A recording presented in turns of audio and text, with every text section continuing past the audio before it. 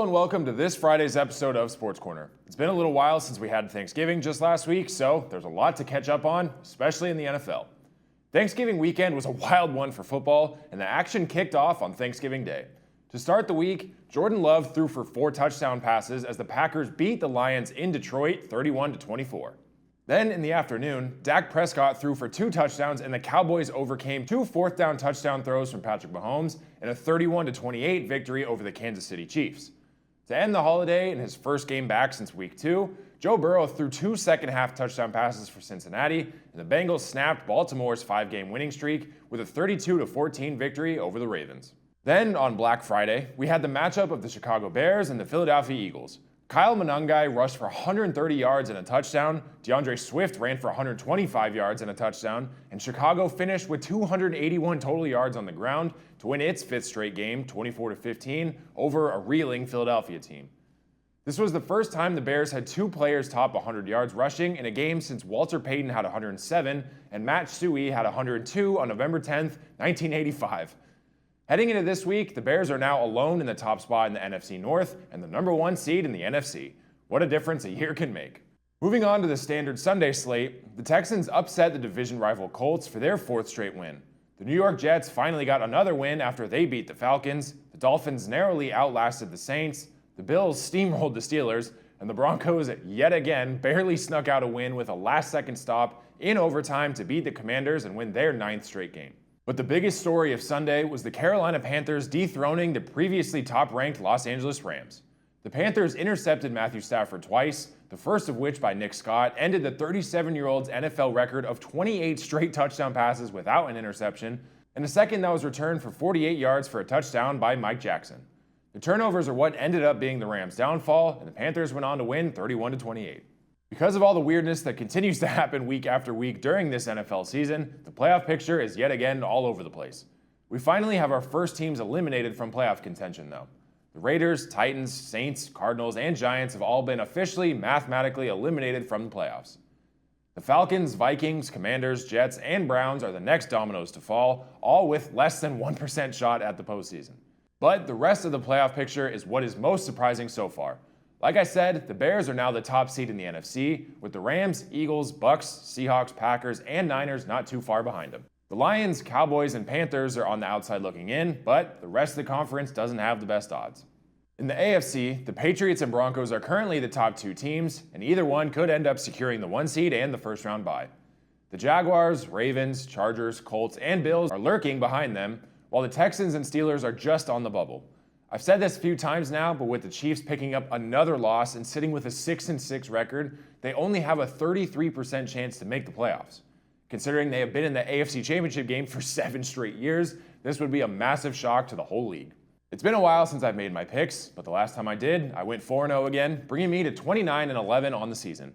With that said, for Week 14, I'll go with the Jets over the Dolphins, the Bucks to beat the Saints, the Broncos to make it 10 straight wins with another win over the Raiders, and my upset pick of the week, the Texans' swarming defense to beat the Chiefs on Sunday night. It's pretty hard to believe, but we've reached the end of the college football regular season. This week, there will be conference championship games, followed by the annual Army-Navy game next week, then the bowl games and playoffs begin. There are 3 very important games to watch this weekend. Starting on Saturday at 9 a.m. on ABC, number 11 BYU and number 5 Texas Tech will face off for the Big 12 championship at AT&T Stadium in Arlington, Texas. Then at 1 p.m. on ABC, number 4 Georgia and number 10 Alabama will play for the SEC championship at Mercedes-Benz Stadium in Atlanta, Georgia. To end the day, the game with the most playoff implications, number 1 Ohio State and number 2 Indiana will do battle for the Big Ten title. That game will kick off at 5 p.m. on Fox. Here's how the playoff bracket looks going into this weekend. While things might change, for the most part, this will be the playoffs. That being said, the Ohio State and Indiana matchup this weekend could very well be a preview of the national championship game. In fact, that's going to be my prediction for the year, and I think Ohio State will repeat and win another national title. We'll find out in about a month. The first round of the playoffs will kick off in 2 weeks on December 19th. The biggest story surrounding college football over the past few weeks has been Ole Miss head coach Lane Kiffin. As you saw in the playoff bracket, Ole Miss is currently the 7th seed in the playoffs and sitting with a record of 11-1 in Kiffin's 6th season as head coach. Rumors have been circulating for a while that Kiffin was considering taking the LSU head coaching job. And this past weekend, those rumors were confirmed. His deal with LSU is for 7 years and has an annual starting salary of $13 million with the potential for bonuses. Obviously, leaving your successful team at the end of the season to join a conference rival is a massive deal, but the drama doesn't stop there.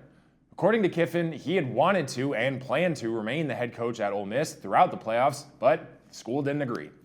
Now Kiffin will not be coaching any team for the remainder of this season, as Ole Miss promoted defensive coordinator Pete Golding to be their next head coach.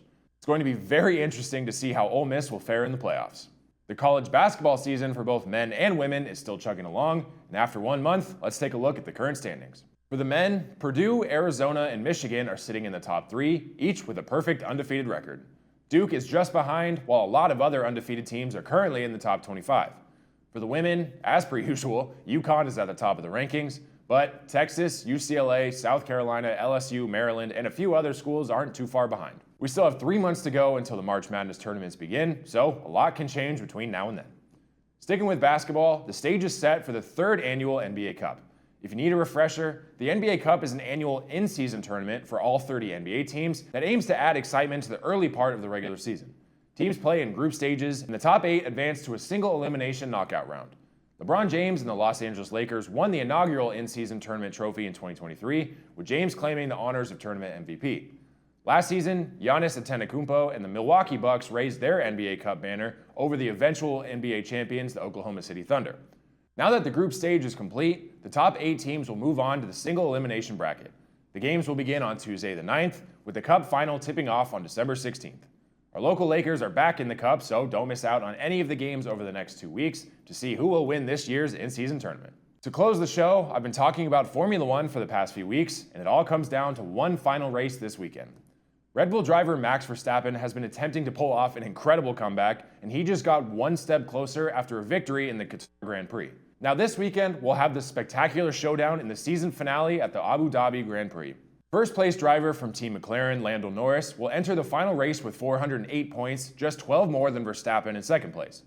Other McLaren driver Oscar Piastri is a further 4 points behind with 392, making his championship charge mathematically possible, but increasingly unlikely. In the final race, if Norris comes in first, second, or third, he will win a world title. For Verstappen to win, he will need to come in first, second, or third, and Norris to come in 4th, 8th, or 9th, respectively. Piastri will need to come in second or worse. For Piastri to win the title, he will have to come in first or second, while Norris will need to finish 6th or lower, and Verstappen to finish 4th or lower. That's a lot of info to take in, but point being that the title is up for grabs between 3 people. The 24th and final race of the season will begin at 5 a.m. this Sunday. As you can tell, there are a ton of different sports to watch this weekend. NFL, NBA, college basketball, college football, Formula One, and so much more. Be sure to come right back next Friday for more news, updates, and highlights from all across the sports world. I'm Cole Young. Enjoy the first weekend of December, and I'll see you next time.